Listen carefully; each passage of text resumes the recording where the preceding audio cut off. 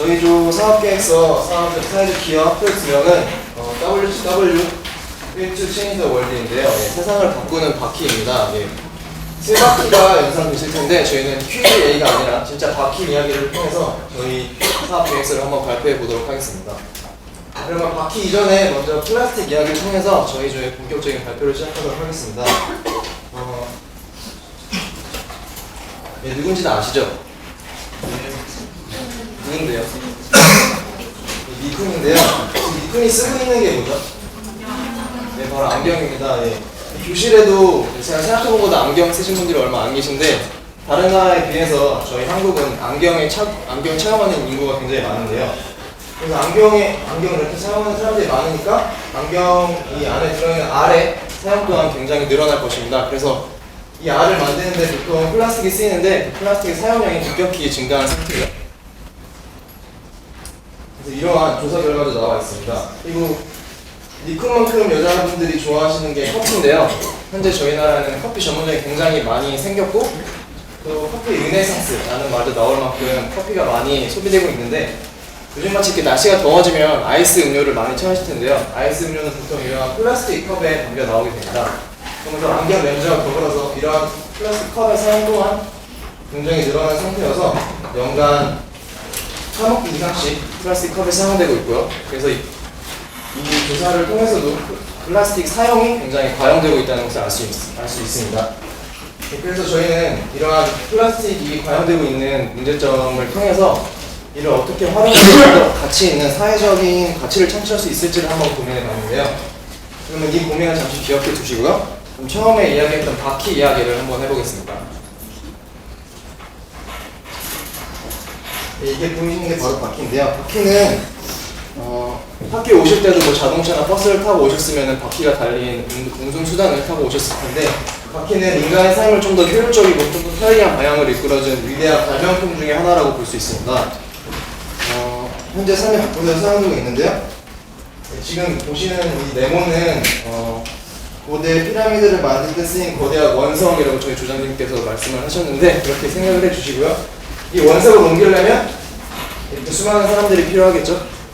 하지만 제가 방금 말씀드린 위대한 발명품 중에 하나였던 바퀴를 이용하면 소수의 인력으로도 이렇게 쉽게 이동이 가능한 것입니다. 현재 아프리카에서는 수십에서 수백 킬로씩 떨어진 곳까지 가서 식수를 운반해 온다고 하는데요. 이러한 양동이에 어린아이까지 포함해서 이렇게 하루에 몇 번씩 왔다 갔다 한다고 하는데 이러한 양동이를 이용해서는 충분한 양의 물을 길어오기도 힘이 들고 또 체력적으로도 힘든 부분이 한계가 있겠죠. 그래서 저희는 플라스틱과 바퀴에 대한 고민을 한번 결합을 시켜봐서 또 그러한 아프리카 현지의 사정을 고려해서 그 결과 플라스틱과 바퀴를 이용한 적정 기술을 통해서 만들어진 바퀴 모양의 운송 수단을 한번 생각을 해봤습니다. 그래서 모양은 이렇게 생겼는데요. 현재 아프리카 곳곳에서 사용이 되고 있습니다. 큐드럼이라고 명칭이 되어 있는데 아까 사진에 보셨던 아프리카인들이 그런 양동이에 물을 옮기면 10에서 15리터 정도밖에 불가능한데 이 운반 도구를 이용하면 어린아이들도 손쉽게 이동을 시킬 수 있고요. 또 한 번에 50에서 75리터의 물이 이동이 가능하다고 합니다. 그래서 저희는 이러한 운반 도구를 아까 그 안경 렌즈와 그 플라스틱 용기에서 나온 플라스틱의 재활용을 통해서 만들면 좀 더 사회적으로 가치가 있는 결과를 낳을 수 있지 않을까 이런 생각을 해봤습니다. 그 다음에 저희는 이 프로젝트 속에서 어떠한 수익 구조를 만들 수 있을지를 한번 생각을 해봤는데요. 제품 자체의 판매는 좀 한계가 있을 것 같아서 저희가 생각한 게 전략적 파트너 관계를 통해서 재정적 지원을 받는 것을 생각을 해봤습니다. 그래서 저희는 방금 보셨던 그 드럼 운반 도구의 모양이 바퀴와 연관이 돼 있다는 것을 착안을 해서 그런 한국타이어, 금호타이어, 넥센타이어 같은 타이어 업체들로부터 재정적 지원을 받는 것을 생각을 해봤고요. 이러한 기업들은 저희와 협업을 통해서 이미지 제고의 기회도 얻고 또 직접적으로 사회적 그런 책임을 발휘할 수 있는 그런 기회를 얻게 될 것이고 간접적으로는 뭐 매출 증대에도 효과가 있을 것이라고 생각을 하고 있습니다. 그래서 저희가 생각한 형식적인 효과는 뭐 이러한 효과로도 나타날 수 있을 거라고 생각을 해봤고요. 그래서 결국은 저희가 바라는 것과 타의 업체들 모두 윈윈 효과를 얻을 수 있는 결과를 저희는 예상을 하고 있습니다. 굉장히 그 제품을 잘 만드는 것도 중요한데 현지에 잘 배포를 하는 것도 굉장히 중요한 문제라고 생각을 해봤습니다. 그래서 저희는 저희가 만든 제품을 이러한 NGO들과 협업을 해서 아프리카에 필요한 곳에 필요한 양만큼 적재적소에 배포를 하는 그런 계획을 또 생각을 해봤고요. 그러면 저희 프로젝트에 대해서 전체적으로 한번 살펴보겠습니다. 저희는 처음에 안경, 렌즈와 커피 일회용 플라스틱 컵으로부터 플라스틱 과용에 대해서 문제를 인식하고 그거를 재활용하는 문제를 생각해봤고요. 그래서 이러한 업체들로부터 플라스틱 자원을 제공받고 또 이러한 업체들은 그러한 자원을 제공함으로써 이미지 제고의 기회와 또 간접적으로 며칠 중대 효과도 얻을 수 있겠고요. 또 그 제품의 모양이 바퀴나 타이어와 연관된 것과 관련해서 타이어 회사들에게 전혀 지원을 받는 것을 생각을 했습니다. 그래서 이렇게 자원과 자금을 지원을 받고 저희는 독자적인 제조업체를 선정을 해서 플라스틱 재활용 업사이클링을 통해서 생산을 하게 되고요. 또 적절한 NGO들과 협업을 통해서 아프리카 현지의 적재적소에 배분을 할 계획을 갖고 있습니다. 그래서 저희는 이러한 여러 주체들을 긴밀하게 연결하는 네트워크 구성의 역할과 또 이런 프로그램, 저희의 바퀴가 잘 굴러갈 수 있도록 하는 이러한 관리자의 역할을 수행할 계획입니다. 그래서 마지막으로 저희 기대 효과에 대해서 한번 알아보겠는데요. 첫 번째 기대 효과는 그 물의 운반 도구만큼 아프리카의 식순환 개선에 현실적인 도움을 줄 수 있을 것이라고 생각을 했습니다. 그리고 두 번째 기대 효과는 자원의 업사이클링인데요. 플라스틱을 단순히 재활용하는 게 아니라 환경적으로도 사회적으로도 가치를 창출함으로써 업사이클링이라는 개념을 한번 넣어봤고요. 세 번째는 네트워킹을 통한 사회적 가치 창출의 극대화입니다. 커피 전문점이나 안경 전문점 또 타이 업체들 이런 여러 업체들이 네트워킹을 통해서 저희가 가치를 극대화하고 또 그러한 하나의 틀을 만들 수 있는 계기가 될 수 있을 것이라고 생각을 했습니다. 마지막 기대 효과는 조장님이 생각하는 기대 효과인데요. 이런 걸 기대하고 계신다고 하는데 또 이것으로 저희 11조 발표를 마치겠습니다.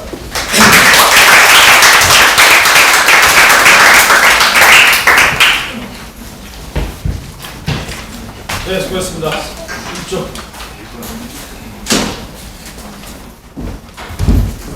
네, 안녕하십니까. 저는 1조 발표를 맡은 김두라입니다.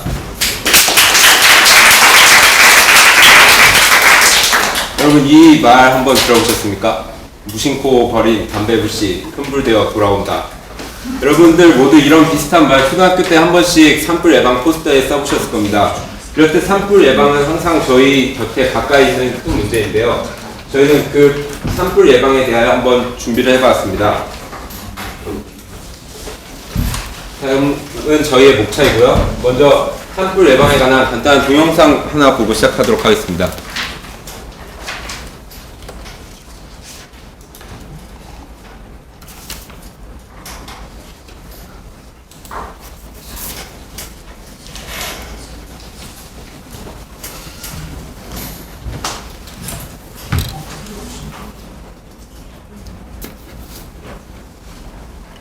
볼륨이 나오지가 않네요.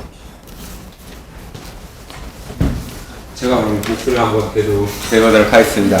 네, 거창한 자료가 아니라 산불에 관한 뉴스 자료인데요. 이 산불이 얼마나 이 자연과 우리 인간에게 커다란 큰 피해를 가질 수 있나를 한번 보여주는 자료입니다. 여러분들이 이 자료에서 보듯이 산불이 이렇게 나면 모든 나무가 다 타고 또 그 주위에 사는 인간들이나 그 동물들 또한 큰 피해를 입습니다. 한번 집중하셔서 마음의 소리로 한번 들어보시죠. 동물들과 인간들이 고통으로 비명을 지르고 있는 이 나무들의 소리는 이 소리에 들리지 않기 때문에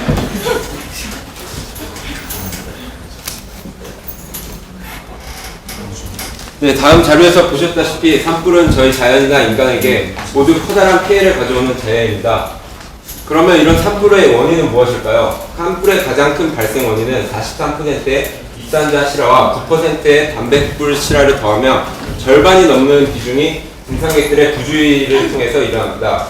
또한 이 밑에 계절별 현황을 보시면 비교적 건조한 날씨인 봄철과 겨울철에 집중되어 있음을 알 수 있는데요. 따라서 산불 예방 시스템은 건조한 날씨에 등산객들이 많은 지역을 중심으로 작동해야 된다는 것을 알 수 있습니다. 그 다음 산불 발생 현황을 보실 텐데요. 이 밑에 표를 보시면 산불의 지난 10년간 평균 피해액은 인명피해나 주변 가옥 가축 피해를 제외한 순수 인목 피해만 연간 93억 원에 이른다는 것을 알 수 있습니다. 상당히 큰 수치인데요. 이러한 산불에 대비하기 위해 우리는 어떻게 하고 있을까요? 이것은 산불 진화 장비인데요. 현재 총 우리나라에 47대의 소방 헬기가 있습니다. 산불이 일어나면 기본적인 방화 훈련을 받은 대원들이 올라가서 진압하는 경우도 있지만 야간이 되거나 또 산지가 험한 경우 이러한 개인의 진화는 힘들고 헬기와 같은 대형 장비를 사용하게 됩니다. 하지만 헬기는 가장 최저가가 몇 억에 이르는 등 그 고비용의 장비로 충분한 수를 확보하고 있지 못합니다.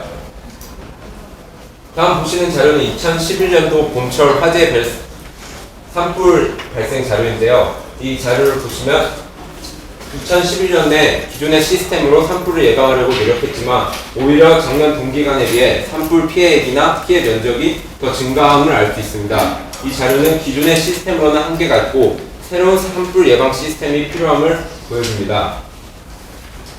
그렇다면 어떻게 하면 산불 피해를 최소화할 수 있을까요? 저희는 이 주제를 갖고 저희 조원끼리 토의한 결과 일종의 이슈트리를 짜보았습니다. 그래서 예방과 초기 진화라는 두 가지 분야로 한번 나눠봤는데요. 먼저 예방에는 교육이나 입상 금지 또는 그 다른 방법들이 있었고 초기 진화에는 시스템적인 접근과 진화 장비를 보충하는 방법이 있었습니다.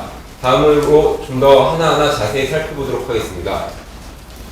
먼저 교육 및 홍보인데요. 교육 및 홍보는 입산자들에게 직접적으로 교육을 하거나 또는 라디오나 TV와 같은 대중매체로 간접적인 교육을 하는 것을 말합니다. 하지만 이것은 거기에 들어가는 비용에 비해 상당히 비효율적인데요. 그 이유는 앞서 보았듯이 산불의 가장 큰 원인은 등산객들의 부주의입니다. 부주의는 그 무지로 인해서 발생하는 것이 아니기 때문에 교육으로는 한계가 있다는 결론을 내렸습니다. 그 다음 입산금지의 방법이 있겠는데요. 입산금지는 산불이 집중적으로 발생하는 시기나 그 지역에 제한적으로 입산을 금지하는 것을 말합니다. 하지만 이것은 요즘 들어 증가하고 있는 등산객 추세나 만약 한 산을 제한했을 때 다른 산으로 사람들이 몰려 똑같은 문제가 발생할 수 있기 때문에 역시 비현실적인 방안이라고 결론이 내렸습니다. 그 다음 기존 시스템 유지가 있는데 앞서 보신 2011년 봄철 산불 발생 자료에서 알 수 있듯이 기존의 시스템으로는 현재 산불을 효과적으로 예방하는 데 한계가 있다는 것을 알 수 있었습니다. 그 다음 진화 장비 확충이 있겠는데요.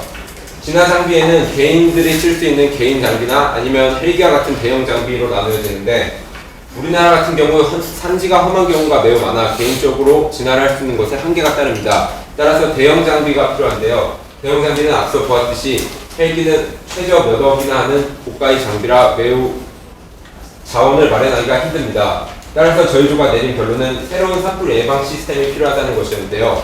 이렇게 새로운 산불 예방 시스템을 도입할 경우 초기 비용이 다소 작용할 수 있지만 장기적으로 봤을 때는 사회적으로 커다란 효용을 가지고 수 있을 거라는 예상을 할 수 있었습니다. 그렇다면 저희가 택한 새로운 예방 시스템은 무엇일까요?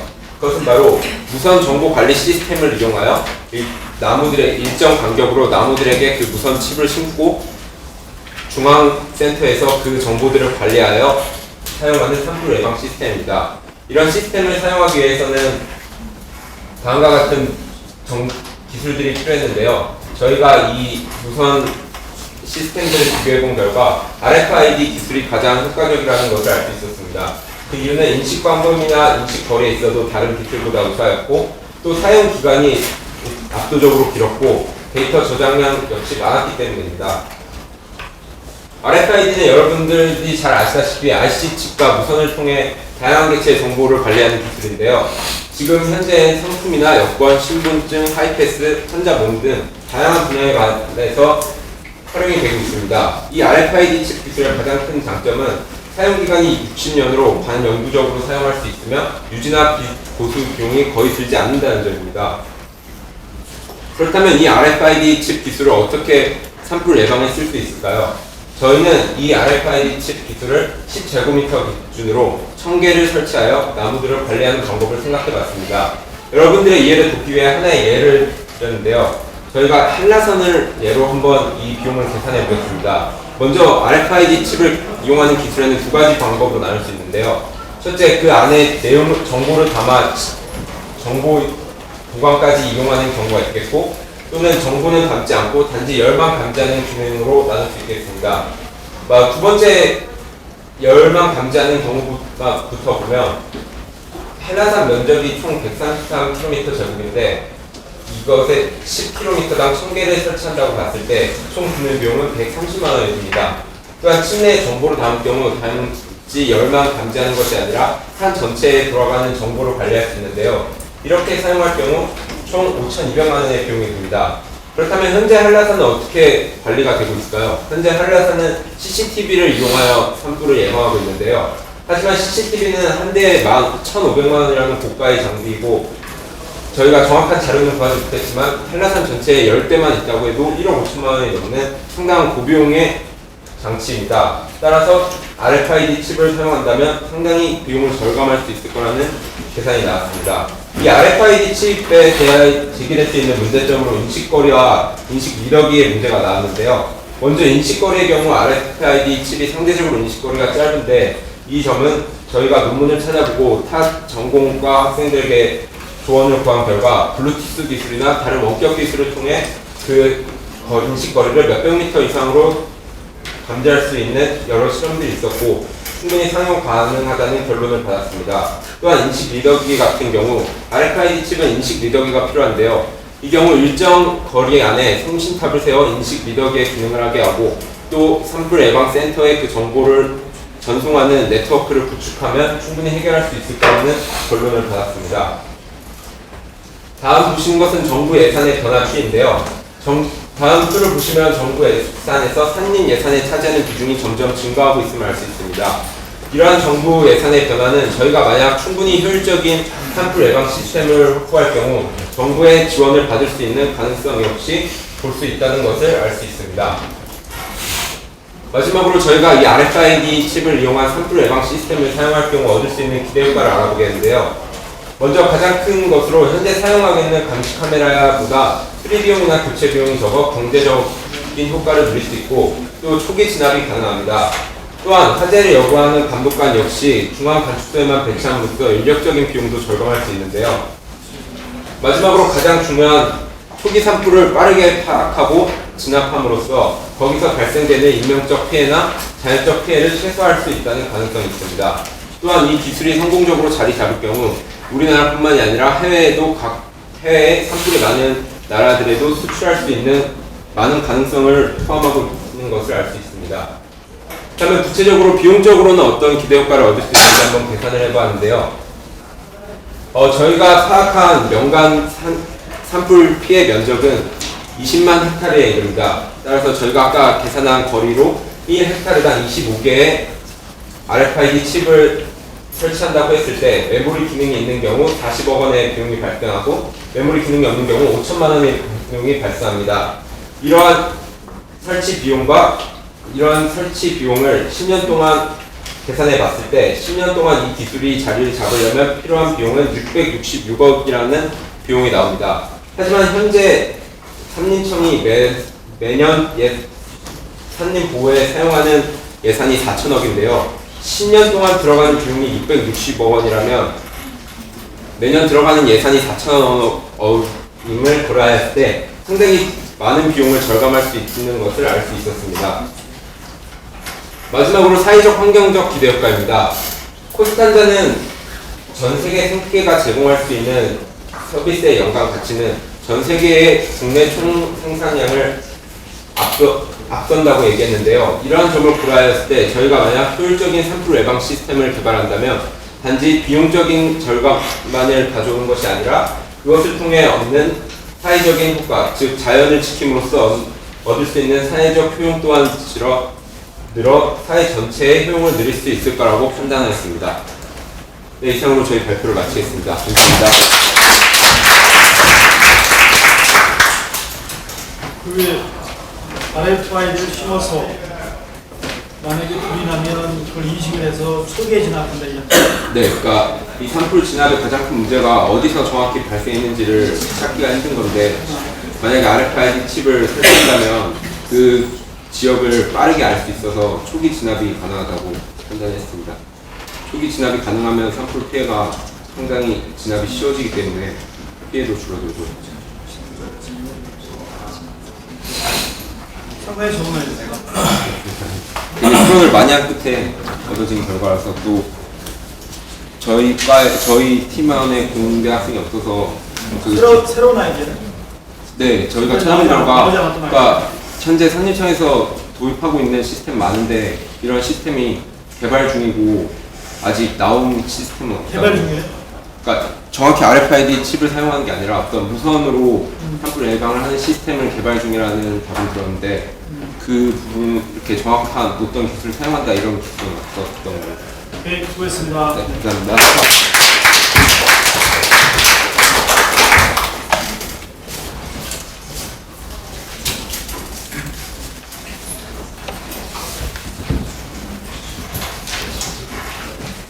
네, 안녕하세요. 저는 10조 최실학조의 발표를 맡은 정치외교학과 3학년 우승훈입니다.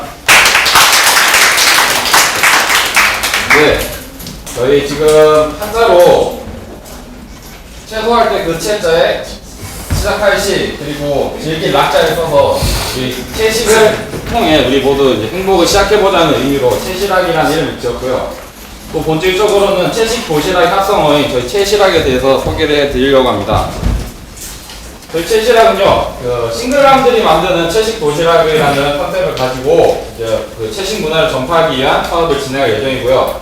저희 미션은 첫 번째, 채식을 통해 건강한 식습관을 전파합니다. 두 번째, 국산 유기농산물 소비를 통해서 국산 윤리적 소비를 장려하고요. 마지막으로 싱글맘을 고용하여 경제적 자립을 보이려는 목적을 가지고 있습니다. 이 도표로 보면 저희가 고용을 통해서 싱글맘을 돕고 그리고 채식을 이제 소비자들이 소비함으로써 채식을 소비함으로써 지구환경 문제 해결이나 그리고 자기 자신의 건강을 챙길 수 있고 그 다음에 저희가 채식을 만들 때 이제 농촌에서 유기농산물을 소비함으로써 유기농산물을 하는 국산 농민 사업의 발전을 도모하려고 할 수 있습니다. 저희가 배웠듯이 사회적 기업에는 사회 서비스 제공형과 사회 혁신형 기업이 있는데요. 저희 기업은 어떤 측면에서 봤을 때 두 가지 모두를 같이 추구한다고 볼 수 있습니다. 저희 발표 컨텐츠는 이렇게 진행될 예정이고요. 저희 첫 번째로 채식을 개발하게 된 동기입니다. 제가 여러분 앞에서 이렇게 발표하는 게 굉장히 좀 이상하다고 생각이 드는데요. 저는 고기를 먹지 않으면 식사를 한 것 같지 않은 그런 육식주의자에 가까운 사람입니다. 그래서 여기 많은 분들도 채식에 대해서 생각하면 어떻게 하루 3끼 동안 술만 뜯으면서 먹을 수 있을까 이런 생각을 하실 텐데요. 저도 그런 생각을 가지고서 접근했었는데 그렇지 않다고 합니다. 그렇지 않은 게 하루 한 끼 채식을 통해서도 충분한 몸의 정화 효과라든가 그런 그 채식을 통해 얻을 수 있는 효과를 충분히 얻을 수 있고요.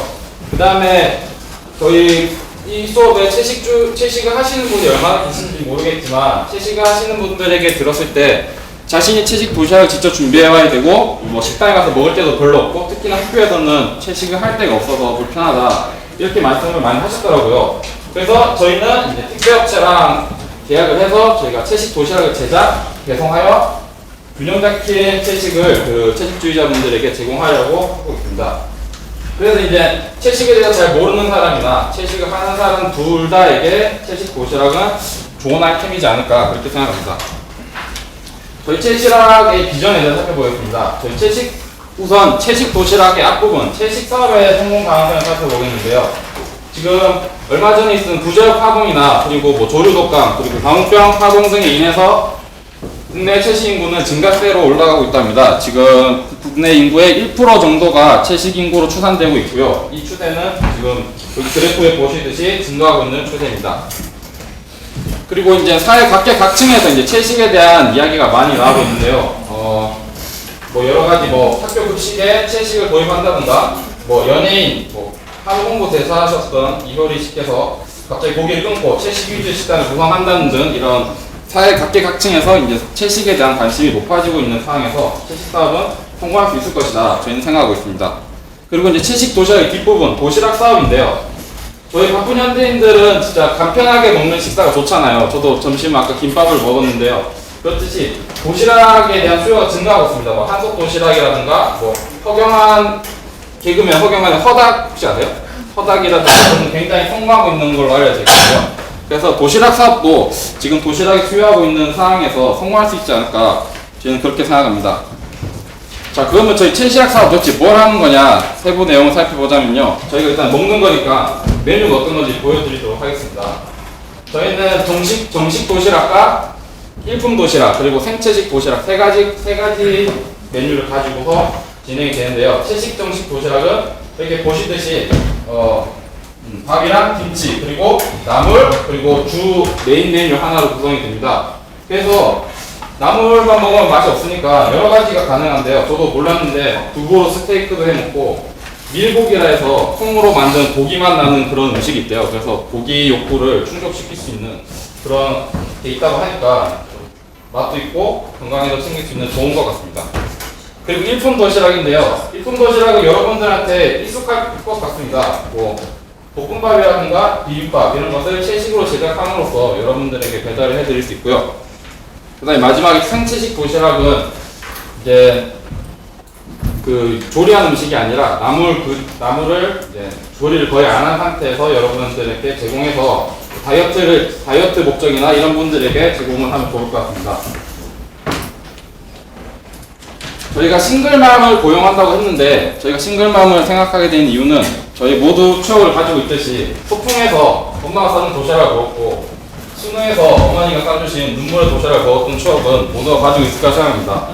그래서 저희는 싱글맘 한부모 가정의 엄마나 미혼모나 모두 엄마이기 때문에 그런 엄마라는 이미지와 그리고 이제 좀 열악한 환경에서 살고 있는 그런 그 싱글맘들에게 청결하고 그리고 기술이 그다지 많이 필요하지 않는 쉬운 도시락 사업을 결합시켜서 시너지 효과를 얻으려고 하고 있습니다. 저희 도시락은요 유기 농산물을 소비를 하는데요. 저희 초기에는 한살림 서울 생협이라는 그런 유기 농산물을 제공하는 생협이 있어요. 거기에 이제 일반 사업자를 가입을 받는데 일반 사업자로 가입을 해서 저희가 안정적으로 공급을 받으려고 하고 있습니다. 차후에 이제 뭐 사업이 커지면 현지에 가서 현지에서 직접 받아온다거나 그렇게 하겠지만은 초기에는 일단 서울생협, 한살림 서울생협과 협조할 예정입니다. 그래서 유기농산물 소비를 하면 유기농산물이 몸에 좋은 거 다 아시잖아요. 그래서 설명을 그렇게 많이 하진 않겠고 그래서 결국 저희가 국산 유기농산물을 소비함으로써 저희의 건강도 챙기고 그 다음에 지구 환경도 챙기고 나아가서는 국산 유기농가가 커나갈 수 있도록 사업 파트너가 되려고 하고 있습니다.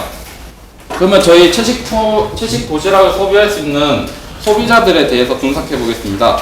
저희가 첫 번째 타겟으로 삼은 사람들은 건강에 관심이 많은 직장인입니다. 저희가 직장인들의 점심 식사 실태를 이렇게 알아봤는데요. 첫 번째 같은 경우는 구내식당을 많이 이용한다. 두 번째는 식당이 없어서 이제 회사에서 나눠주는 식권으로 그 주변 식당에 가서 밥을 먹는다.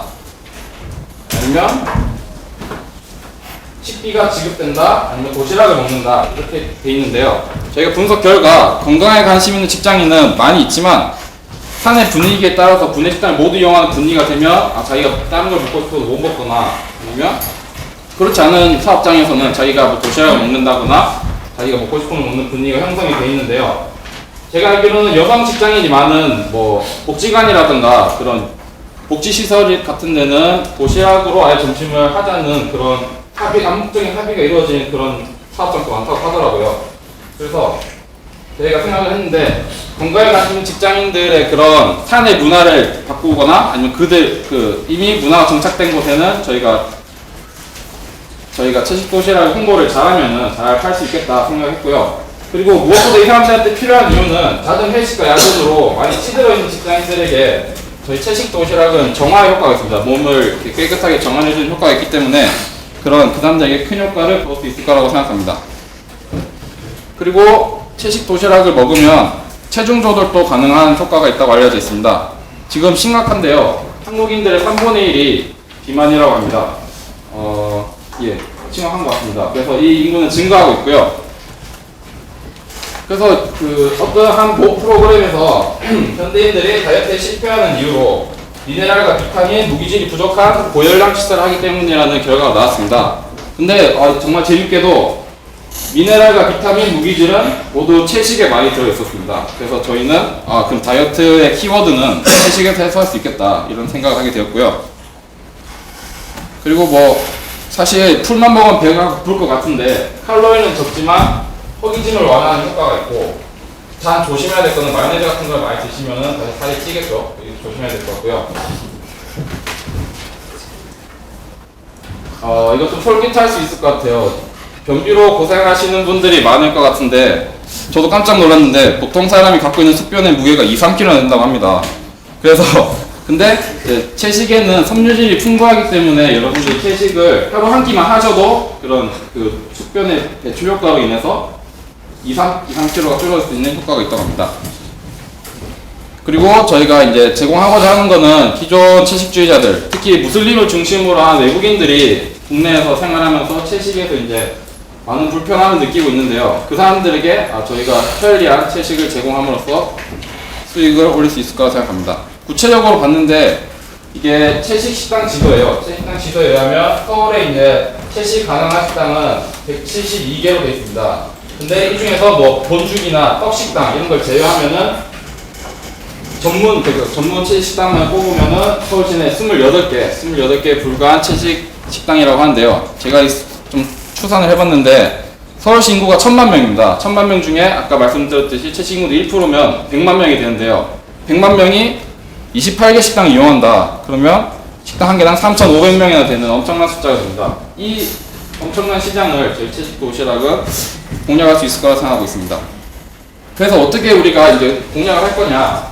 저희 초기에는 이제 채식에 관심 있는 사람들 대상으로 뭐 채식 뭐 연합이나 채식 모임, 채식 커뮤니티를 활용할 예정이고요. 자, 시장이 이제 시장 진기에는 이제 저희가 막 그런 거 있잖아요.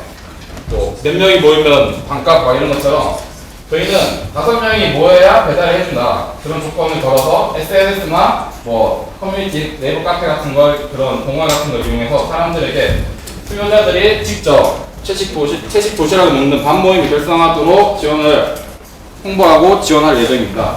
그리고 성장기에는 이제 저희가 처음에는 이제 서울 지역에 한해서 이제 배달 배송 문제로 인해서 서울 지역에 한해서 사업할 예정이었는데 이제 고객이 늘어가면 저희가 구매력이 커지기 때문에 그런 싱글맘과 유기농가에 대한 지원을 넓히고 나아가서는 사업장을 전국으로 확장할 예정입니다. 이 수학 분석은 제가 해봤는데요. 저희 장점에 대해서 아까 말씀 많이 드렸으니까 약점이 있다면은 약점이 몇 가지 있는데 저희가 유통망 확보가 좀 어려웠어요. 유통망 확보 문제는 초기에는 일단 대형 택배 업체와 연계해서 저희가 5명을 한 조로 묶은 것도 택배 비용을 낮출 수 있는 효과도 같이 얻을 수 있기 때문에 그렇게 선택했던 거고요. 위험성은 여기 두 번째 있는데 접근 시 반발의 가능성이 있다. 이것은 그 사회적 편견이 싱글맘들에 대해서 특히 미혼모에 대한 사회적 편견이 매우 심하기 때문에 이게 시장 진입 장벽이 될 수 있지 않을까 걱정이 되는데요. 저희 최종적인 목표가 그 편견을 해소하는 것이기 때문에 저희는 이 위험성을 해소하는 게 저희 목표라고 볼 수 있겠습니다. 저희가 채식을 통해서 얻을 수 있는 효과는 아까도 말씀드렸지만 뭐 체중 조절이나 뭐 각종 암, 심혈관 예방이 되고요. 나아가서는 이제 의료비와 환경오염 문제를 해소할 수 있습니다. 환경오염 문제를 해소할 수 있다는 말은 이 그래프에서 알 수 있듯이 일반 채식이 일반 식당보다 그 온실가스 배출량이 10배가 적다고 합니다. 그 정도로 환경 문제에 대해서 어떻게 대안이 될 수 있을 거라 생각합니다. 그리고 저희가 싱글맘 고용에 대해서 싱글맘 왜 고용하느냐, 싱글맘 문제가 저희가 심각하다고 생각하기 때문에 싱글맘 택했는데요.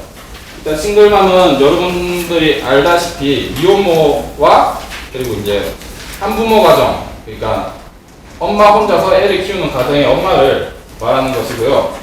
지금 우리나라에서는 한부모 가정이 많이 증가하고 있어요. 증가 추세에 놓여 있고, 이제 싱글맘들의 문제는 혼자서 아기를 키우다 보니까 노동 시간과 노동 숙련도가 감소하기 때문에 자동적으로 임금이 떨어지거나 직장에서 고용이 불안정한 상태에 놓이게 되고, 그리고 부정적 편견으로 인해서 아예 채용조차 못 되는 상황에 놓이기 때문에 한부모 가정이 빈곤에 놓이는 구조적 측면이 있다. 그리고 구조적 측면 빈곤 때문에 빈곤이 증가하고 있다 이렇게 분석을 했습니다.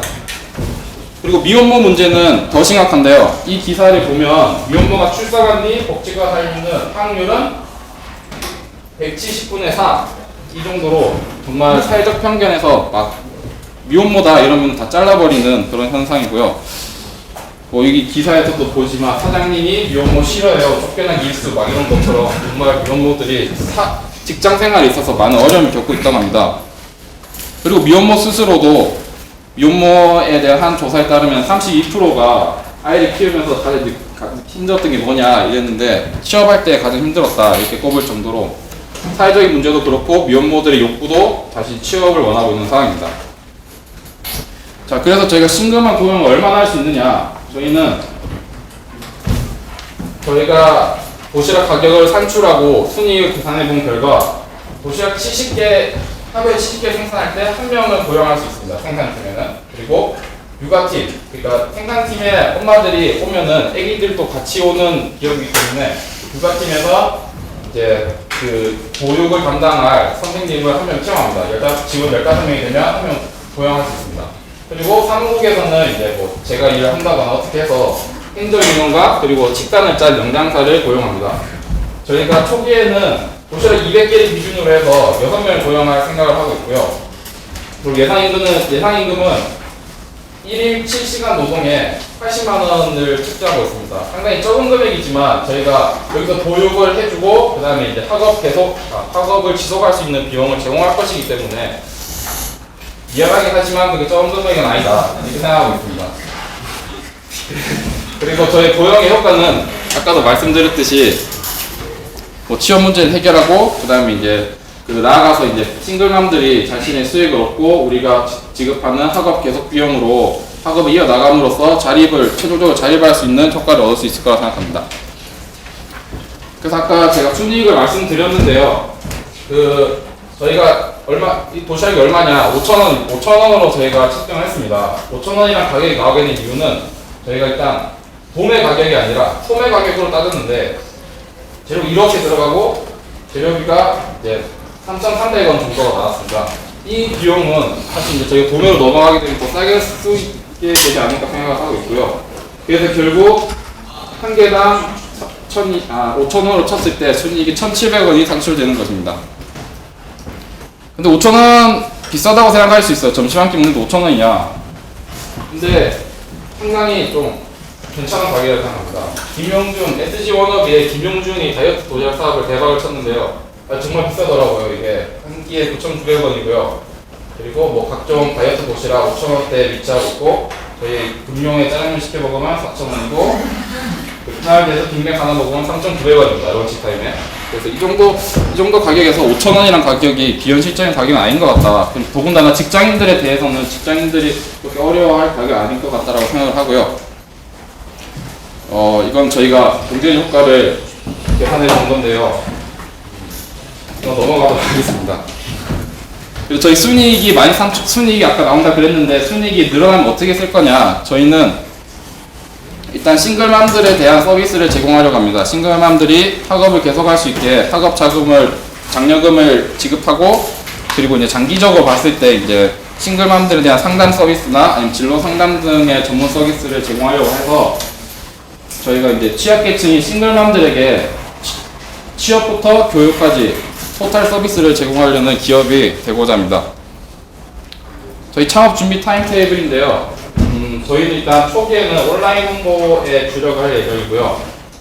그 다음에 이제 오픈하고 나서는 초기에 이제 1일 생산량이 200개 달성되면은 저희가 완전한 사회적 기업으로 전환해서 학업비 지원과 교육 서비스를 시작할 생각입니다.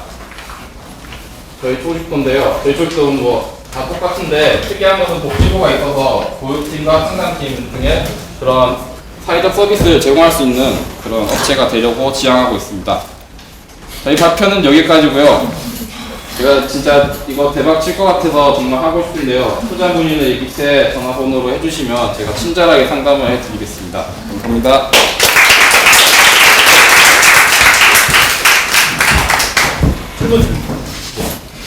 도시락은 본인들이 가맹한 거야? 예, 저희들이 생각했습니다. 빨리 이거 회사 등록하고 일단 그 다음에 굉장히 좋은 것 같고 의향이 있으면 나도 추천할게. 예. 얼마 투자하나? 좀 많이 필요한 것 많은 투자 얼마? 10만 원? 100만 원? 저희가 천만 원? 더 정확하게 산출해서 한초에 얘기하고 이거 본인들이 아이디어를 만약에 다른 아이디어를 훔치지 않았다고 하면 한 가지 아까 경쟁 기업들 있잖아. 경쟁업체 다이어트 도시락 예. 거기하고 어떻게 차별화되는지만 좀 얘기 좀 하고 어디 공모전 같은 데 내도 될 것 같은 느낌이 드는데 저희 여기 이제 업체들과 차이점은 네, 여기는 일단 기본적으로 상당히 다이어트 도시락이고 저희 채식 도시락인 게 차이인데요. 네, 덴마크 다이어트는 대부분 다 저 채식 안 해? 그 덴마크 다이어트 같은 경우는 저기 저 친구 네, 성이 채식은 맞는데요. 저기서 제공하는 덴마크 다이어트의 그 결과가요. 의학적으로 증명이 되거나 검증된 게 전혀 아니고요. 그러니까 기본적으로 건강, 체중 문제를 근본적으로 해결하는 게 아니라 일시적인 다이어트 효과만을 위해서만 만든 상품이거든요. 저희는 근본적인 문제를 해결하는 쪽에 초점을 많이 맞추고 싶어요. 어떤 얘기 없는데? 다른 거는 검증이 안 됐고 이건 검증했고 검증 자료가 없잖아. 그래서 그 문제를 해결하면 예. 그 문제를 참여하면 좋은 아이디어다. 끝. 감사합니다. 오케이.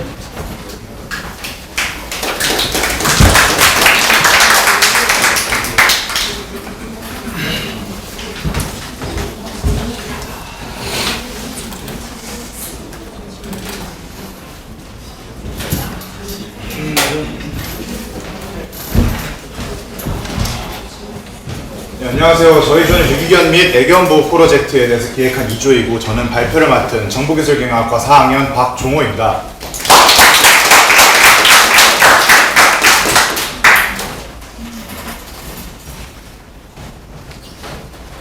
가운데 보실까요? 이제 보시는 것이 제가 발표할 순서인데요. 사업 계획부터 설명드리겠습니다. 저희가 이 사업을 왜 선정하게 됐냐면요. 프로젝트를 처음 시작하면서 굉장히 많은 사회적 문제들을 조사해 봤습니다. 대부분 인간에 관련된 문제이고 여기에 관련돼서 많은 사회적 기업들이 전 세계적으로 존재하고 있다는 사실을 발견하였습니다. 그래서 사고를 좀 더 확장하여서 인간 이외에 다른 부분이 있지 않을까 생각을 해보았고요. 그래서 유기견 문제에 저희가 눈을 돌리게 됐습니다. 현재 국내 같은 경우에는 독거 가족의 증가로 애견 인구가 많이 늘고 있습니다. 근데 그에 반해서 인식은 따라가지 못해서 유기견 문제 또한 확대되고 있습니다. 앞으로 또 애견 인구는 더 늘어날 것으로 예상되기 때문에 유기견 문제 또한 확대될 것이라 생각됩니다. 그래서 저희는 이 프로젝트를 통해서 장기적으로 유기견 문제를 공론화하고 유기견 관리 분야에 있어서 투명성을 확보하고자 하는 것을 목표로 삼았습니다. 지금 보시는 것이 저희의 서비스 형태인데요. 애견 카페 아지랑입니다. 애견 카페 많이들 아실 겁니다. 명동이나 홍대 같은 데도 굉장히 많고요. 기존에 있는 애견 카페들은 애견인과 애견들이 참여를 해서 단순히 쉴 수 있는 그런 공간이라고 한다면 저희는 그것에서 더 넘어가서 애견인들이 모여서 어떠한 사회적 문제에 대해서 함께 토론을 하고 또한 유기견 문제에 직접적으로 후원을 할 수 있는, 도움을 줄 수 있는 그러한 장소를 지향합니다. 저희가 내세우는 수익 모델을 간단하게 4가지를 뽑았는데요. 처음은 애견 대상으로 수제 사료와 수제 간식을 판매하는 것입니다. 그리고 애견인들을 상대로 간단한 다과류들을 판매하는 것이고요. 그리고 실질적으로 유기견들에게 후원할 수 있는 방안들, 그리고 아름다운 가게처럼 물품을 기증받아서 판매를 하고 거기에 따라 수익을 기부하는 그러한 형태를 생각하였습니다. 수익 모델을 좀 더 자세히 알아보는 아이템 소개 시간입니다. 맨 처음 수제 사료부터 말씀드릴 텐데요. 저희가 조사를 하면서 사료 시장이 굉장히 스펙트럼이 넓다는 것을 알았습니다. 차마 이런 걸로 먹을 걸 만들 수 있나 싶은 저급 재료로 만드는 것도 있고요. 사람이 먹는 재료보다 훨씬 월등히 뛰어난 제품으로 만드는 프리미엄 사료들도 있었습니다. 하지만 대부분의 그런 프리미엄 사료들조차도 수입이 대부분이고 수입하는 공정이 어떠한가는 확인할 길이 없습니다. 따라서 저희는 그러한 신뢰도 문제를 깨기 위해서 저희가 직접 업체와 컨택을 하여서 사료를 제조할 것입니다. 그리고 여러분들 다들 밥만 드시고 살지 않으시죠? 다들 미니스탑 가서 순살꼬치도 드시고 간식 다 드실 겁니다. 강아지도 마찬가지입니다. 밥만 먹고 살지는 않습니다. 간식들을 먹는데요. 애견인들의 소득이 올라감에 따라서 이렇게 좋은 음식들을 제공해주고 싶다는 욕구가 많은데 실제로 만들어 먹이기 굉장히 힘듭니다. 따라서 저희는 이런 영양적인 부분을 다 고려를 해서 수제 간식을 만들어서 판매해서 거기에서 수익을 얻을 예정입니다. 그리고 사료 도네이션 프로그램인데요. 실제로 애견을 하시는 분들에게 여쭤봤는데 이렇게 마트를 가서 사료가 이거 괜찮다고 해서 사왔는데 강아지가 입맛이 까다로워갖고 한번 쓱 보고서는 그냥 드시는 쳐다도 안 봐갖고 한 팩 그대로 다 쌓여있고 굉장히 흔한 일이라고 하더라고요. 따라서 저희는 이러한 사료들을 기증을 받아서 이제 어떠한 기관에서 이제 검증을 받고 유기견 보호소나 그런 유기견들을 보호하는 업체들에 기증을 하는 그러한 시스템을 생각하였습니다. 후원 마일리지 적립인데요. 다들 카페나 마트 가보시면은 마일리지 많이 적립하실 겁니다. 저희는 단순히 저희의 물품을 구매한 것만 마일리지를 적립해 드리는 게 아니라 후원을 한 내역에 있어서도 마일리지를 적립하고 그 마일리지를 다시 재기부를 할 수 있는 그런 시스템을 또 생각해 보았습니다. 직접 후원 프로그램인데요. 이거는 비슷한 사례로 아프리카 빈민 어린이를 후원하는 거랑 비슷하다고 좀 되겠습니다. 전국에 있는 각 유기견 보호 업체에서 유기견 보호소에서 저희들한테 정말 도움이 필요한 유기견들에 대해서 홍보를 해주면은 저희가 이를 소비자들에게 알리고 후원을 해줄 후원인들을 모집해서 이 유기견들이 치료를 받고 정상적인 생활을 할 수 있게끔 도움을 주는 그런 실질적인 프로그램도 생각해 보았습니다. 마지막으로 애견용품 기증 판매인데요. 이건 아름다운 가게에서 저희가 아이디어를 얻었습니다. 애견 하시는 분들께 말씀을 들어보니까 애견이 자람에 따라서 사용하는 애견 용품이 다르다고 합니다. 따라서 그렇게 해서 철이 지나서 사용을 못하는 애견 용품들을 기증을 받고 저희가 수선을 하여 판매를 하는 그런 것도 생각해 보았습니다. 그렇다면 저희가 진출할 목표 시장이 어떠한가를 생각해 봐야 될 텐데요. 지금 보시는 자료가 1998년서부터 2006년도까지의 자료입니다. 매년 10%가량 성장을 해왔고 10년이 지난 지금에는 3배 이상 성장을 했음을 알 수 있습니다. 그리고 지금 2006년도까지밖에 못 구했는데 지금 표로 된 자료는 없지만 2011년도 현재까지 와서는 더 지금 발전했다고 하고 앞으로도 발전이 유망하다고 합니다. 굳이 이런 자료 보지 않아도 여러분이 많이 접속하신 네이버 카페에서 애견에 관련된 단어만 치셔도 애견인들이 모이는 카페가 아주 상당히 많다는 걸 발견할 수 있습니다.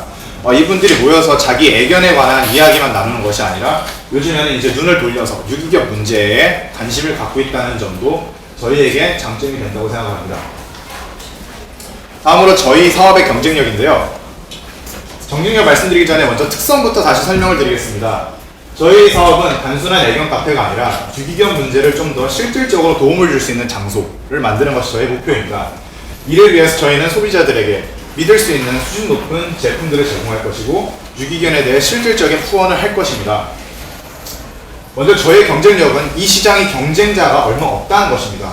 사회적 기업으로는 거의 최초의 시도이고 기존에 있는 많은 사업자들이 있지만은 이것들이 스타벅스, 커피빈과 같이 대형 프랜차이즈로 존재하는 것이 아니라 산발적으로 소규모의 영세업자로 존재하기 때문에 어느 한 지역에서 확실하게 어필을 한다면 충분히 성공할 가능성이 있다고 생각됩니다. 두 번째로 기존의 카페에서 판매하는 제품들은 실제로 마트에서도 충분히 구매할 수 있고 카페 공동구매에서는 훨씬 더 싸게 구매할 수 있는 그런 제품들입니다.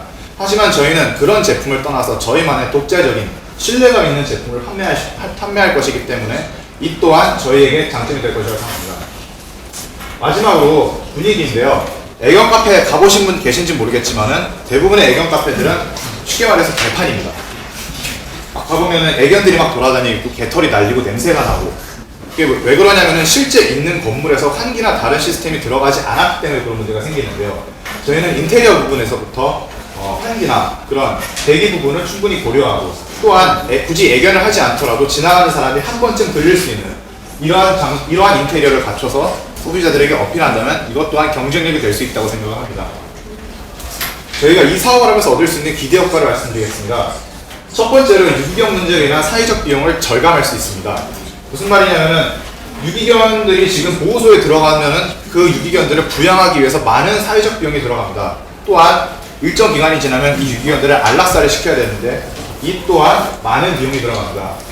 두 번째로 생명윤리 부분인데요. 동물의 생명도 우리와 같다는 그런 인식을 확대시킬 수 있습니다. 또한 환경 건강 부분에서 유기견들이 다님으로써 단순히 도시 미관만 좋아지는 것이 아니라 보건적인 부분에서 유기견들이 사람에게 옮길 수 있는 질병 또한 감소시킬 수 있기 때문에 이 또한 사회 전반적인 보건 수준이 올라간다는 것을 기대할 수 있습니다. 그리고 다시 한번 강조드리지만 반려동물에 대한 올바른 인식을 우리 사회 전반에 퍼뜨릴 수 있다는 것을 기대할 수 있습니다. 인력 운영 부분인데요. 총 4가지 부분에서 저희가 고용을 할 수 있다는 점을 생각해 보았습니다. 이 중에서 사료 제조 부분을 하고 다과 제조 부분에 저희가 주목을 했는데요. 먼저 사료 제조 부분은 취약계층을 고용하는 것입니다. 자립을 할 수 없는 사람들을 우리가 고용을 해서 그들에게 사료를 만드는 기법, 간식을 만드는 기법들을 제공을 해주고 그 사람들은 습득을 해서 이 매장을 떠나더라도 따로 자립을 해서 살아갈 수 있는 그러한 기반을 제공해 주는 것입니다. 두 번째는 다과 제조인데요. 이 부분은 베이커리류 판매하는 많은 사회적 기업들이 존재합니다. 따라서 저희는 그러한 베이커리류를 취급하는 사회적 기업들과 함께 협업을 해서 사회적 기업 전반의 에코시스템을 강화하는 그런 방안을 생각합니다. 마지막으로 매출 창출 효과인데요. 이거는 저희 매장에서 얻을 수 있는 기대 효과인데 판매 부분은 제가 몇 회 말씀드렸던 부분인데 다과 판매나 이런 애견 대상 판매 그리고 애견 물품 그리고 애견 동호회에게 장소를 빌려주고 거기서 또 수익을 창출할 수 있고요. 후원 부분은 크게 4가지인데요. 제일 처음 강조한 1개월 1인 후원제 그리고 판매 금액 일부 후원 그리고 활동가 유기견 보호소를 돌아다니면서 따로 활동하시는 분들도 아주 많습니다. 그분들은 자비를 들여서 보호소에 가서 정말 상태가 안 좋은 유기견들을 데려다가 자비로 치료를 시키고 실제로 유기견을 입양시킬 분까지 찾는 업무까지 하십니다. 그런 분들에 대한 후원 또한 해드릴 것이고 그리고 후원 마일리지 이러한 부분으로 저희는 매출을 증가시킬 수 있습니다. 마치기 전에 한 가지 기사를 여러분께 말씀드리면서 마치고 싶습니다. 혹시 보셨는지 모르겠습니다. 이게 6월 3일 날 나온 기사인데요. 50대 청소부께서 비 오는 날 건물에 개가 들어왔다고 4층짜리 건물에서 개를 집어던져서 개가 임신을 한 상태였는데 머리가 깨지고 복부가 파열되는 그런 안타까운 사건이 있었습니다. 만약에 우리 사회 전체가 강아지나 고양이 그런 동물들도 우리와 동등한 생명체라는 인식을 갖게 된다면 이런 일이 없어지겠죠. 그런 사회가 되길 바라면서 이상 PT를 마치겠습니다. 감사합니다.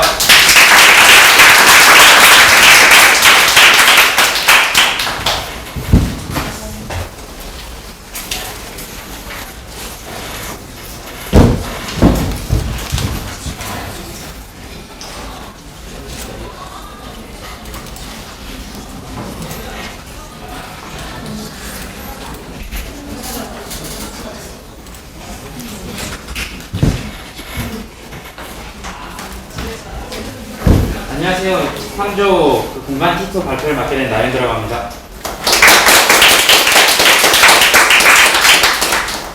네, 먼저 저희가 콘텐츠로는 이제 창업 아이템 공지를 소개하고 그다음 창업 아이템 소개, 그 기대 효과에 대해서 이야기를 나눠보도록 하겠습니다. 먼저 저희의 그 창업 아이템은 교육하고 관련되어 있습니다. 먼저 우리가 모두 여기 한양대학교 오시기 전까지 사교육을 굉장히 많이 받아보셨을 거라 생각합니다. 사교육이란 이제 학교에서의 정규교육 과정이 다양한 교육을 의미하는 건데요. 이제 보시면은 이제 굉장히 여기를 보시면은 그 사교육에 대한 문제점이 이렇게 많이 나옵니다. 첫 번째로 이제 자녀의 성적을 올리기 위해서 이렇게 좀 사교육을 무리하시게끔 하시는 분들도 많고요. 이제 진학 준비를 위해서 하시는 분도 있고. 대부분의 학생이 사교육을 다 뒤처질까봐 하시는 분들이 많다고 이렇게 나오는데요. 여기 그래프를 보시면은 사교육에 대해서 굉장히 부담되시는 부분도 많고, 여기 이제 60.1%가 부담된다고 합니다. 그러면 이 매우 부담되는 거하고 부담되는 거 더하면 거의 90%가 넘어가는 수치가 되겠죠. 이렇게 되면은 이제 저희의 창업 아이템의 목표는 이제 공격의 단점을 보완을 하고, 근데 그 공격의 단점이 어떤 게 있냐면은 이제 경직된 수업 방식에 문제가 있는 거고요. 이제 보안교육과 교본교육이 이제 미비한 거. 그리고 이제 우리가 이 교육을 함으로써 이제 대학생이 경험자의 입장에서 청소년들을 보다 잘 이해할 수 있다는 이제 그런 장점이 있습니다. 그리고 마지막으로 학습법과 지도 판단의 한계 이런 거를 또 저희가 돋보여줄 수 있어요. 이제 사교육의 이제 비용 절감을 제가 이제 처음 알려드리면서 소개해 줄 건데요. 이제 과목의 수가 늘어날수록 보통 비용이 증가하는데 이에 대한 지감이 존재하지 않습니다. 보통 과외를 할 때 수학 과외라든지 영어 과외라든지 각각 한 과목씩을 들으시면은 그거에 대한 비용이 따로 나가는데요. 저희가 만든 아이템에서는 이러한 비용이 따로 증가하지 않습니다. 그리고 심리적으로 아까 총기자료를 보셨으면 알겠지만 교수님들께서 교육을 시키는 세 번째 주요 이유 중에 하나가 심리적인 안정성을 확대하기 위해서 학생 자기 자녀들을 이제 교육을 시키거든요. 그래서 이제 저희는 저희 창업 아이템을 통해서 이거를 극복해 보도록 노력해 보겠습니다. 그리고 또 저희의 또 다른 목표로는 이제 방과후 청소년 문제 해결이 있고요. 가장 주된 목표로는 청소년의 생활 전반적인 문제에 대한 상담과 공부 노하우 및 창업 학습법의 전달을 생각하고 있습니다. 저희가 이제 이름을 공간 티처라고 붙였습니다. 멘토라는 거에서 이제 멘토하고 멘티에서 각각 한 대를 꺼내서 이제 티처라고 했는데요. 저희가 이 멘토를 할 수 있는 멘토 멘티가 함께 어울릴 수 있는 공간을 만들겠다는 이런 의미로 만들어봤습니다. 이제 공간 티처에 대해서 약간 설명해 드릴게요. 그러니까 보통 우리 학생들이 공부를 할 때 카페에서 공부하시는 분들 되게 많으세요. 그래가지고 저희가 그 카페를 가면은 실제로 대학생도 공부를 하고 있고 이제 고등학생들도 공부를 하고 있는 그런 공간이 굉장히 많은데요. 이게 단순히 이 독서실이나 이런 데서 공부를 하면은 학생들만 약간 좀 차이가 나긴 하지만 그런데 어떻게 보면 좀 폐쇄적인 공간에서 공부를 하는 거 굉장히 힘들어하는 학생들도 많습니다. 그래서 그런 거를 약간 좀 저희가 생각을 해가지고요. 그 카페에 이제 공부방의 개념을 약간 좀 포함시켜보는 형식으로 한번 접근해 보기로 하였습니다. 그래서 이제 공부방하고 스터디룸을 합치고 이제 저희 또 오픈된 공간 카페를 이제 합쳐서 이제 하이브리드형의 공간 티토가 나타나게 됩니다. 그래서 이 세 박자가 이제 맞게 되는 거죠. 이제 공부방에서는 이제 저희 아이템이 어떤 식으로 운영이 되냐면은 제일 처음에 학생이 이제 카페에 오게 되면은 가입을 해야 됩니다. 그래서 이제 회원증을 발급해줘서 고등학생 카드가 하나 나오고요. 나머지는 대학생 카드가 하나 나와서 이거를 이제 활용하는 방법이 있습니다. 그래서 이제 그 회원증을 만들지 않은 사람이 일반적으로 그냥 카페를 운영할 수 있는 것이고. 그래서 이제 이게 우리가 생각하는 일반 공부방하고 카페하고 독서실에 대한 차이점을 지금 설명하는데요. 결국에는 이제 자유로운 카페 분위기와 주어는 이런 분위기의 공존을 생각할 수 있고요. 이제 라운지에서 1대1로 대학생 상대와 대화를 가능하게끔 이렇게 만들어놨는데요. 이거에 대한 그 시스템은 바로 뒤에서 설명해 드리도록 하겠습니다. 이제 이게 저희 이제 공간 티토 같은 경우에는 오전 오후 4시를 기점으로 해서 이제 시간별 수익 창출이 약간씩 다릅니다. 보통 고등학생들이나 중고등학생들이 수업이 한 4시 이후에 끝이 나기 때문에 그 전까지는 아무래도 제가 생각하는 이 카페가 주요 수익 창출원이 운영이 되지 않을 수가 있습니다. 이때는 대학생들의 이제 스터디룸과 기존에 생각했던 그 카페를 이용해서 수익을 창출하고요. 4시 이후에는 그 고등학생과 대학생들이 서로 교류를 함으로써 수익 창출을 할 수 있게끔 만들어 보려고 생각하고 있습니다. 그리고 이제 두 번째로는 대학과 연계해서 대학생들 대상으로 이제 봉사활동 시간 등의 부가적인 서비스를 제공함으로써 멘토와 지식봉사활동을 동시에 부여할 수 있도록 노력해보도록 하려고 있습니다. 그리고 또한 이제 대학생의 근로장학생의 개념을 도입해서 이제 고용을 창출할 수 있고요. 또 제가 판매하는 카페에서는 이제 공정무역 커피를 이제 판매할 예정입니다. 이제 주요 이제 공간 이제 한번 소개해 보도록 하겠습니다. 이제 열람실에서는 이제 공부를 할 수 있는 거고요. 토론실에는 토론하는 거고, 라운지에서는 이제 즐길 수 있는 거죠. 이게 50도인데요. 지금까지 설명했던 약간 잘 이해가 안 될 수가 있어요. 이걸 보시면 쉽게 이해하실 수가 있을 거라고.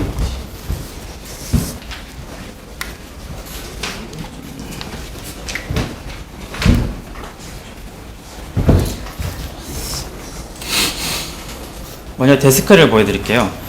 지금 이제 T2에서 아까 전에 말씀드렸다시피 이제 대학생 카드 하나 있고 고등학생 카드가 하나 있습니다. 이거 서로 만들어서 이제 들어가는 건데요. 이제 찍으면은 이거 가입을 할 때는요. 이제 개인의 신상부 정보가 들어있는 이제 약간씩 기입을 해가지고 가입을 해야 돼요. 그래서 이제 대학생 같은 경우에는 자기 전공이라든지 이런 거를 자기는 전공이나 관심 잘하는 거 아니면 관심사라든지 이런 거를 좀 기입을 합니다.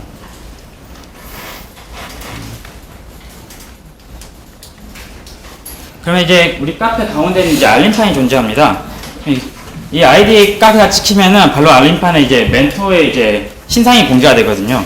그러면 이 신상에는 이제 멘토의 전문 분야 좌석 정도만 좌석이 이제 드러나고요. 이제 멘티디는 여기 카페 내에 아무 공간에서 이제 공부를 하면서 이제 돌아다니다가 모르는 문제가 있으면 이 알림판에 나옵니다. 그래서 내가 이제 수학 문제를 풀고 있는데 수학 문제를 좀 모르겠다면 여기에 수학을 잘할 수 있는 뭐 수학과 같은 거라든지 아니면 뭐 공대 같은 거라든지 이런 걸 찾아서 버튼을 누르면 우리 카페 가시면 음식 나오기 전까지 그 빨간색 올리는 구조 아시죠?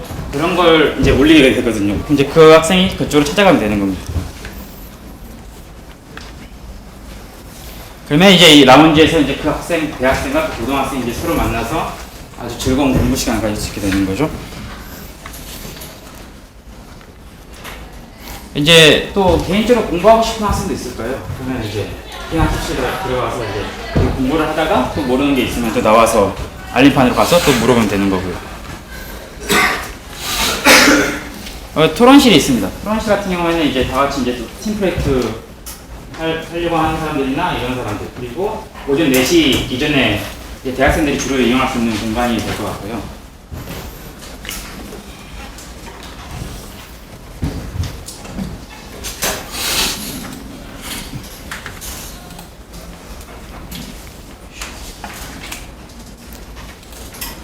그래서 이게 이제 찍고 들어가면은 이제 청소년 요금은 시간당 1,500원이에요. 그래서 이제 대신 이용료금 이제 이용 시간은 4시간이 넘는 경우에는 일 정액계로 해서 6,000원 요금이 부과되고요. 더 이상은 이제 부과되지 않습니다. 이게 가격이 보통 독서실에서 다녀봤으면 알겠지만 가격이 대충 하루에 한 5,000원 정도 하거든요. 그래서 이거에 최대한 맞춰서 한번 해보았고요. 대학생은 이걸 찍고 들어가는 순간 자기는 돈을 벌 수 있어요. 대학생은. 그래서 이제 시간당 1,000원씩 벌 수 있는데요. 멘토 활동을 통해서 이제 얻은 수익은 마일리지나 이제 포인트로 쌓이게 되는데, 이게 일정 포인트가 쌓이게 되면은 이걸 돈으로 이제 환급해주는 그런 시스템을 하고 있는데, 이런 포인트로 사용할 수 있는 거는 아까 봤던 그 공정무역 커피나 쿠키를 드실 수도 있고요. 아니면은 뭐 독서실이나 이런 스터디룸을 사용할 수 있는 그런 식으로 사용할 수 있습니다. 그래서 이제 또 여기 또 운영하는 그 아르바이트생이나 이런 사람이 있을 텐데, 이거는 주로 이제 근로장학생의 명목을 도입을 해서요. 이제 대학생들이 주로 하는 걸로 이렇게 생각하고 있습니다. 그래서 이게 제가 이제 경제성을 한번 좀 공격적으로 한번 적어보았는데요. 이게 가정이 이제 매일 4시간씩 이용하는 고등학생이 50명일 때 이제 한 달에 이용료금으로 900만 원을 벌 수 있고요. 이제 지출로는 이제 멘토료가 하루에 30명씩, 대학생이 30명씩 4시간 동안 이렇게 일했을 때 360만 원씩 나가는 것 같습니다. 여기 카페 매출액이나 뭐 점포임대로 인건비, 기타 경비 등은 여기 건대입구 역세권의 할리스 커피 매출을 보고 이제 참고를 해서 저희가 이걸 추가시킨 겁니다. 그래서 저희가 생각할 수 있는 기대 효과는요, 공교육의 단점을 보완하고 사교육의 비용을 절감할 수 있으며 멘토-멘티 친밀한 관계 형성하라고 상호 발전할 수 있도록 생각하고 있고요. 멘토의 공부 노하우 좀 찾아가시고, 또한 이제 청소년 장가 문제를 해결하고 저소득층 청소년들의 교육 불평등을 좀 해소할 수 있을 거라 생각하고 있습니다.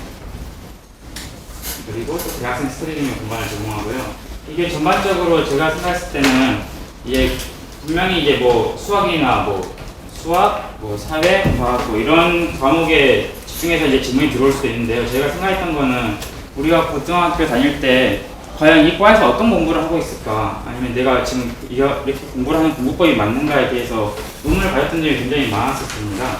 그래서 실제로 제가 생각하는 거는 일단 이런 뭐 수학 과목에 관련된 문제 풀이를 하는 것도 굉장히 도움이 되지만, 실제로 고등학생들이 자기가 진로를 찾아가거나 아니면 그 전공에서 과연 어떤 공부를 하는가, 그런 거에 대한 질문, 그리고 인생에 대한 생각, 뭐 이런 걸 솔직히 선생님들한테도 할 수 있지만 그래도 약간 더 가깝고 좀 나이도 비슷한 같은 세대인 대학생들이 해준다면 훨씬 더 큰 도움이 될 거라 생각을 하고 이런 식으로 만든 것 같습니다.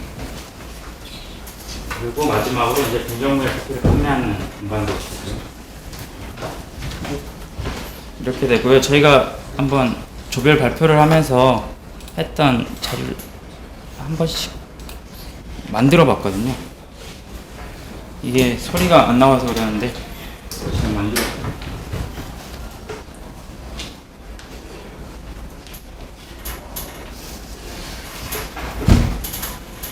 제가 총 한 4천 정도 만나면서 이렇게 고민을 많이 봤어요. 그래서 따로따로 이렇게 자기가 맡은 분야에 대해서 연구를 해보고 회의를 계속 통해가지고 어떤 문제를 어떻게 문제를 해결해 나가야 될까 저는 생각을 좀 많이 해봤습니다. 이론 정할 때 그렇게 고민을 많이 했었고요.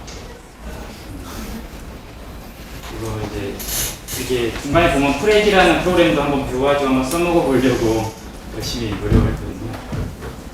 네, 이렇게 해서 3조 발표를 마치겠습니다.